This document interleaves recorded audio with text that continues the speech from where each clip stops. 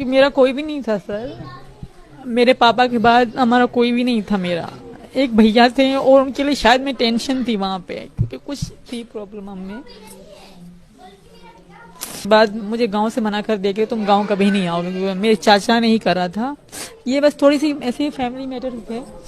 बस मेरा कोई भी नहीं है पीछे। भाई बहन है, वो खुश रहेंगे अपनी जिंदगी में। मैं बहुत खुश हूँ यहाँ सचिन के साथ।